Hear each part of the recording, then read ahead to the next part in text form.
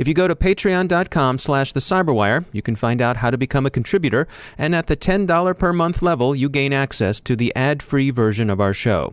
It's the same Cyberwire, just without the ads. So check it out, patreon.com/thecyberwire. Thanks. GCHQ may have known about the FBI's intentions to arrest Marcus Hutchins even before Hutchins departed England for Black Hat. A Chinese oil production field is thought to have sustained some sort of cyber incidents similar to those involving NotPetya. U.S. Cyber Command receives elevated status. It's now the 10th Unified Combatant Command. Ukrainian authorities warn that country's financial sector to expect a new wave of cyber attacks. Turla is back, inviting you to the G20 meetings. GPS spoofing fears rise, dealing with extremism online, and another initial coin offering is hacked.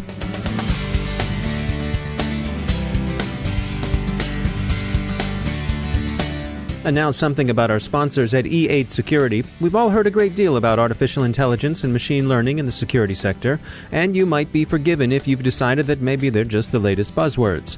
Well, no thinking person believes in panaceas, but AI and machine learning are a lot more than just empty talk. Machine learning, for one thing, is crucial to behavioral analytics. You can't recognize the anomalous until you know what the normal is, and machines are great at that kind of baselining.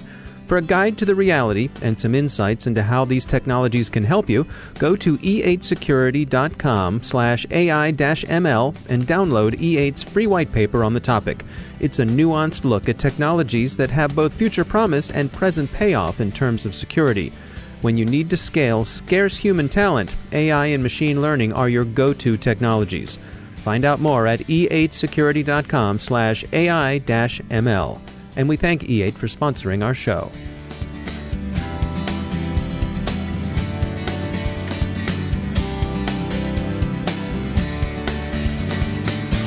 Major funding for the Cyberwire podcast is provided by Cylance. I'm Dave Bittner in Baltimore with your Cyberwire summary for Monday, August 21st, 2017. The Sunday Times reported yesterday that Britain's GCHQ apparently knew the U.S. FBI intended to nab Marcus Hutchins when the White Hat showed up in Las Vegas for Black Hat. Apparently no one wanted an extradition fight. There is, of course, no such fight since Hutchins was taken into custody in the United States. The report on GCHQ foreknowledge is unclear with respect to motive. Most discussion doesn't go beyond thinking that British security officials just wanted to do a solid for a close but grumpy partner. Hutchins, arrested on August 2nd and now out on bail, is working in the U.S. while he awaits his October trial. He's accused of having written, advertised, and sold the Kronos banking Trojan. Hutchins was hailed as a hero for his role in flipping, more or less inadvertently, the kill switch on WannaCry when that bit of pseudo-ransomware was biting the UK's National Health Service hard. His arrest remains controversial in security circles, with many white hat researchers feeling themselves newly vulnerable to similar prosecution. Some of the more overheated discussions have advised vulnerability researchers to boycott all conferences held in the U.S. Needless to say, that's unlikely in the extreme to happen. Sinopec's Shendli oil field in China, one of that country's larger production fields, announced this morning that it had disconnected many of its offices from the Internet. Early reports indicate a cyber attack, but the story is still new and developing. A short account distributed by Reuters and sourced to Sinopec's website is the principal report so far. The incident is vaguely characterized by Reuters as ransomware that hobbled big business across the globe. Presumably that would be either the NotPetya or WannaCry pseudo-ransomware code, but as we say, the story is still developing. U.S. Cyber Command will now become a Unified Combatant Command. On Friday, President Trump made the formal announcement. Cyber Command has been a sub-command of U.S. Strategic Command. The upgrade in Cyber Command status has met with general approval. Many experts have long seen Cyber Command's current position, commanded by the Director NSA but operating as a subordinate organization of U.S. Strategic Command, as leading to fragmented and imperfectly focused cyberspace operations. Its close ties to NSA bring with them, many observers think, the familiar difficulties that arise when intelligence and operational missions are commingled. Operators responsible for intelligence tend to find themselves looking on the sunny side. When intelligence is independently developed, it's thought that more realistic appraisals of the adversary's situation are likelier. Unified Combatant Commands are, according to the U.S. Joint Staff, commands with a broad continuing mission under a single commander and composed of significant assigned components of two or more military departments that is established and so designated by the President, through the Secretary of Defense, with the advice and assistance of the Chairman of the Joint Chiefs of Staff.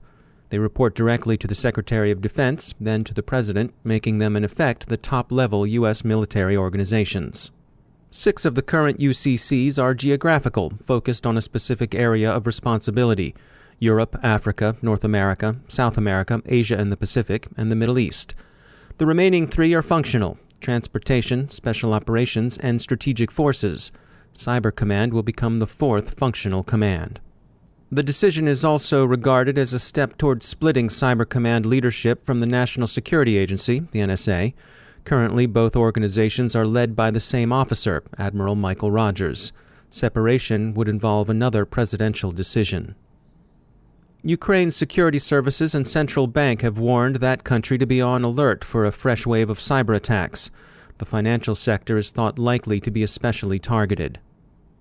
The Russia-connected Turla cyber espionage group is back and luring targets with fish bait that looks like a note from Germany's Federal Ministry for Economic Affairs and Energy, inviting recipients to save the date for October's G20 meetings in Hamburg.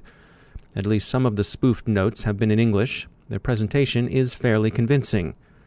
Researchers at security company Proofpoint see novel features in the dropper being used. For one thing, it fingerprints the infected system itself.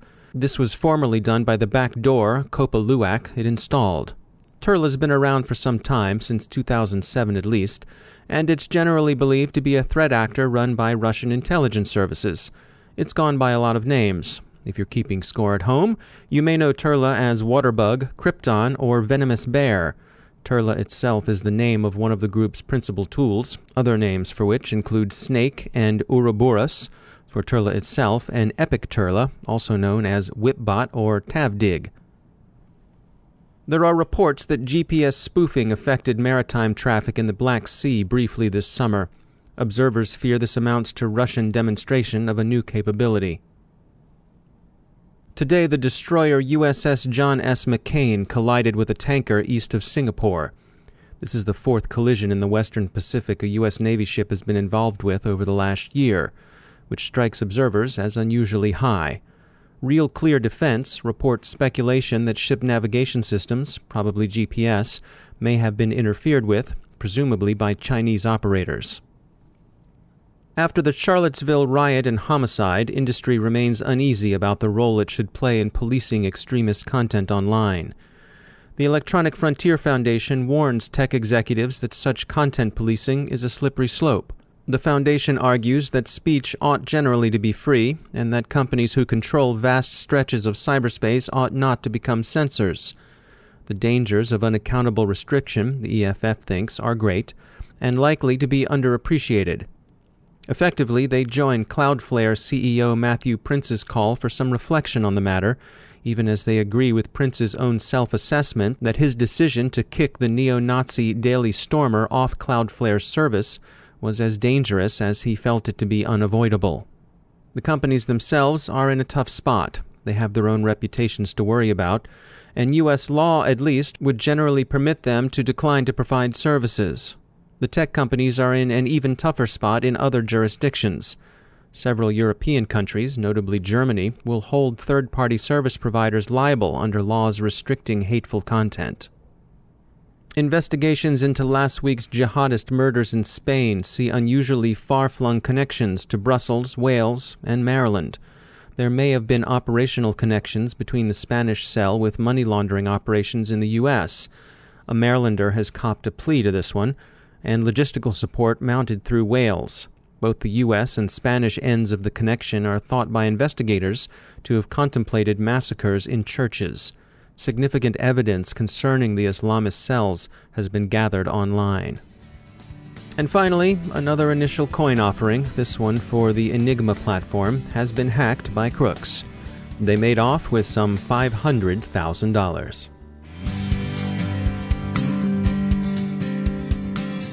Now I'd like to tell you about an upcoming webinar from our sponsor Delta Risk. With threats to the healthcare industry at an all-time high, IT and information security professionals in hospitals, healthcare provider firms, and insurance firms have more concerns than ever about patient data and business continuity.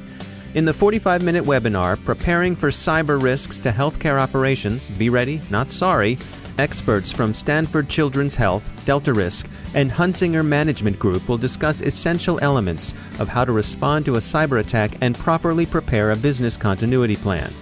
Save the date for August 23rd at 1 p.m. Eastern Time by visiting deltarisk.com/resources/webinars.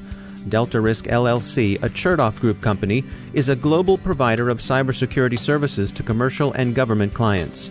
Learn more about Delta Risk by visiting deltarisk.com and reserve your seat for this interactive discussion. And we thank Delta Risk for sponsoring our show.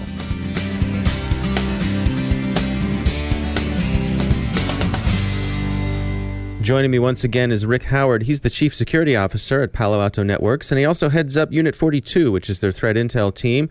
Rick, welcome back. We wanted to talk about the RIG exploit kit today, and you all have seen a marked decline in the use of it. These exploit kits, they started to come onto the landscape around 2006. Okay, cyber adversaries began to automate the process of exploiting endpoints, so they didn't do it manually every time. And so by 2010, it was fairly common for hackers to sell these collections of tools as a kit in underground markets. They're basically SaaS applications for cyber adversaries. You know, the cyber adversary compromises a watering hole website. This is a website that they know their victims like to read. And then they redirect a portion of the victim's traffic to these exploit kit SaaS servers. The SaaS application would then look at the victim's host configuration, determine the specific exploit to run to compromise the victim's machines. And so once compromised, the SaaS application would deliver the malware payload to the victim. And so common names we've seen over the last few years are Web Attacker, Black Hole, Angler, Neutrino, and RIG. And for example, Unit 42 has been tracking RIG for a while now, and two specific adversary playbooks. One's called EI Test, and the other one's called Pseudo Dark Leech. And I love these names. Okay, man, they're fantastic. So now, sometime this spring, both playbooks, okay, the adversaries behind them stopped using RIG to compromise victim networks. They stopped using that exploit kit. Unit 42 has noticed that adversary playbooks their use of other exploitation kits like, Fiesta and Sweet Orange. They started to drop off too. And it appears that many cyber adversaries are turning away from exploit kits towards spam to compromise their victims' endpoints. Now, it's impossible to know for sure why this is happening. Could be a number of things, all right? In May, Proofpoint said that it had been a year since they saw a new zero-day vulnerability in an exploit kit. So maybe the price of 0 days have made them prohibitive to use in common exploitation kits. I don't know. Also, the industry has gone after the exploit kit infrastructure in a big way. Both Cisco and RSA have coordinated takedown operations this year. And let's give the browser developers from Google some credit. Chrome is by far the largest user base of any browser, about 47% compared to like Microsoft's 19%. And they have significantly upped their game in terms of browser security this past year. So combination of all those things probably is what attributes to this. Exploitation kits have not disappeared by any means. They're still around. This is just an indicator that the landscape is changing, and we should be paying attention to that. All right. Good information as always. Rick Howard, thanks for joining us. Thank you, sir.